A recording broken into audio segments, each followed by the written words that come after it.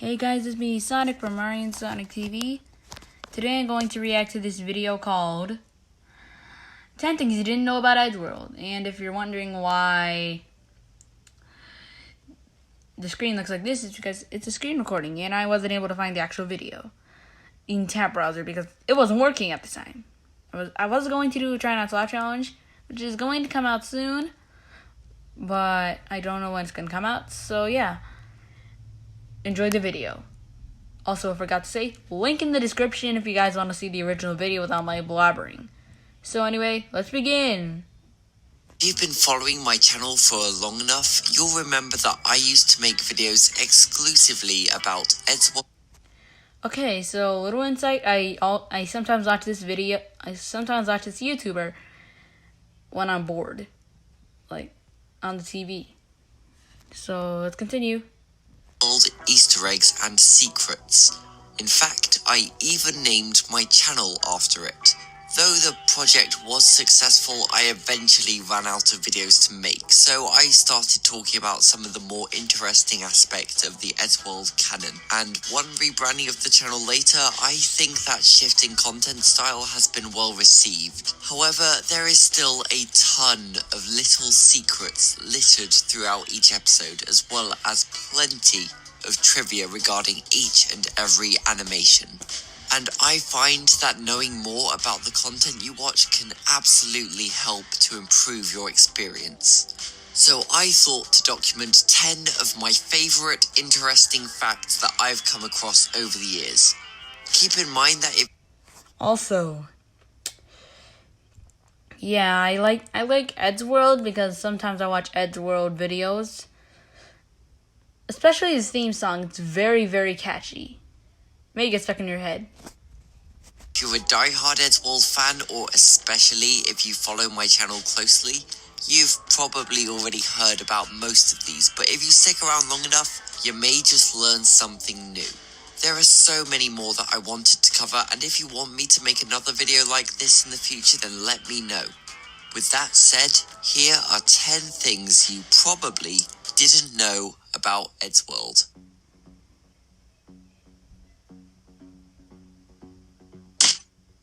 The colourful hoodie worn by each of the main characters is a huge part of their identity and characterization, but did you know that both Matt and Tord wore black hoodies at one point? Tord only wore... Okay, so this is something that may mess up how I thought it was, because when I first saw... Hold on, let me get something first.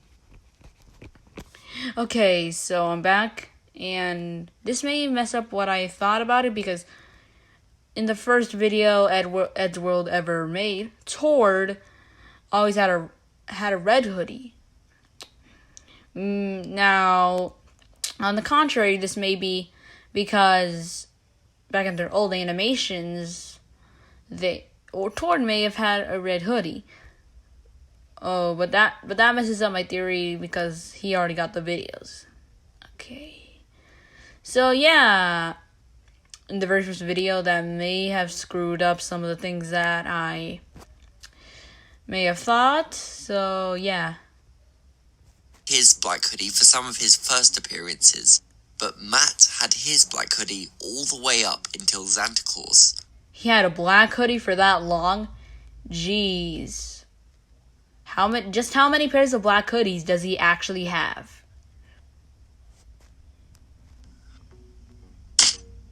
Speaking of older Eddsworld, Tom used to be Swedish. Whatever. I'm gonna go watch TV.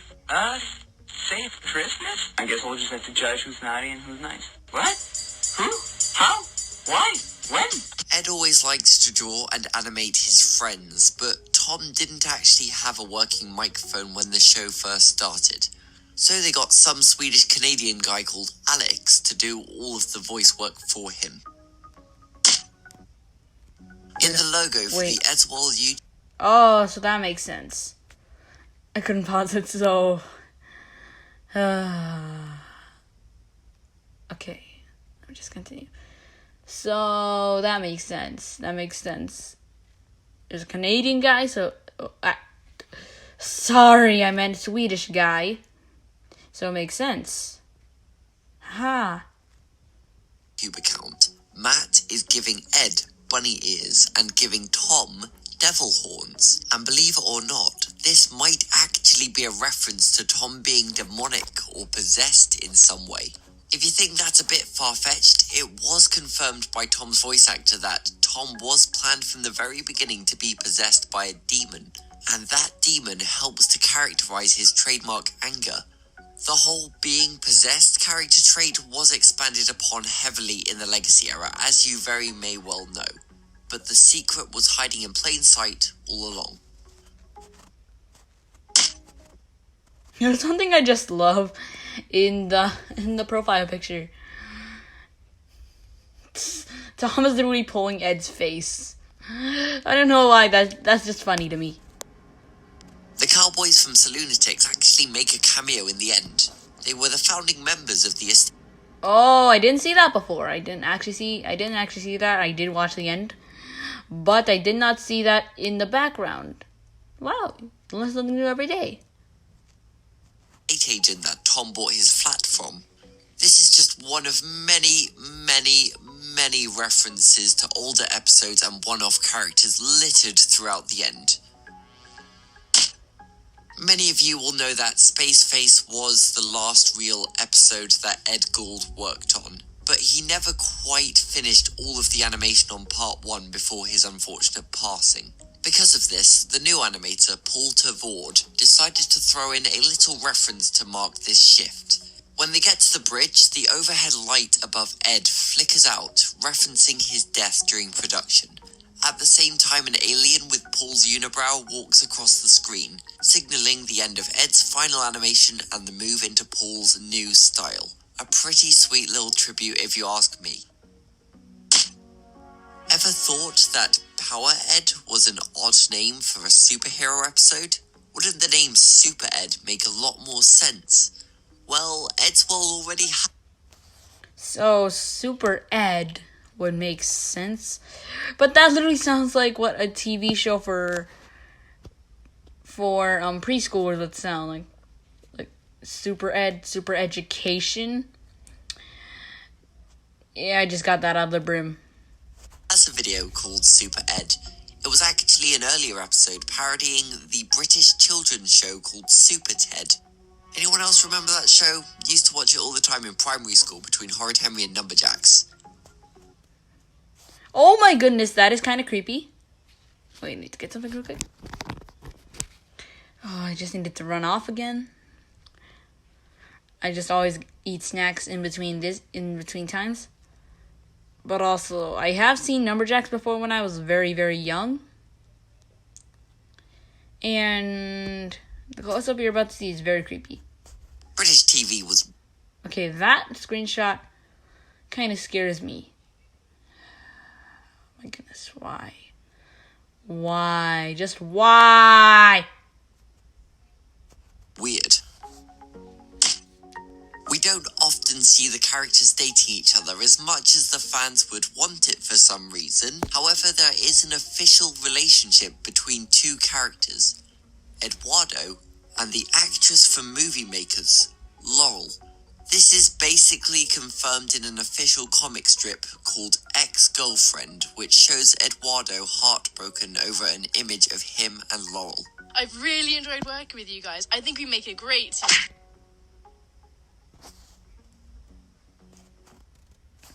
Well, what was shown? That's not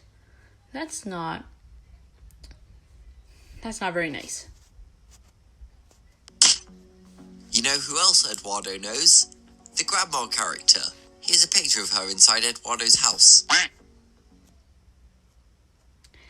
Oh man, he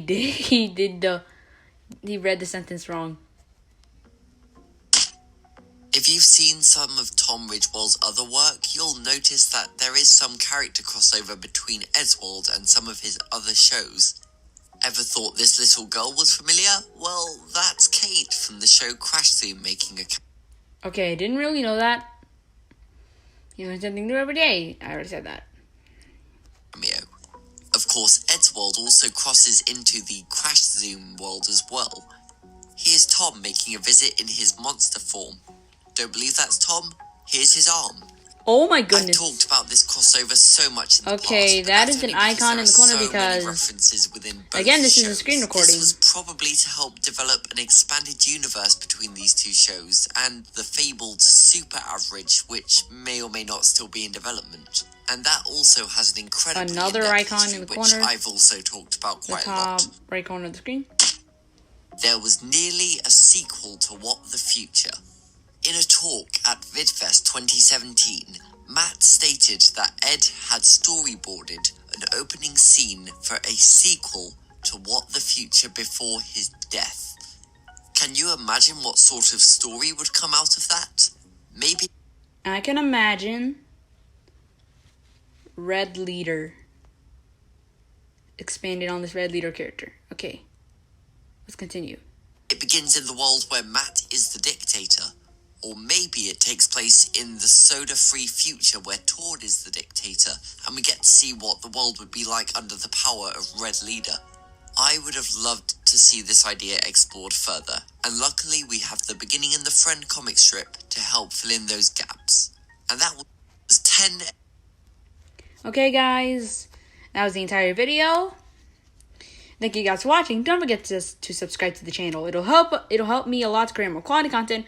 And be sure to tap that notification bell so you get notified whenever a new video comes out. And if you didn't want to see me ramble on this video too much, watch the link in the description of the original video will be shown in the description. See you guys.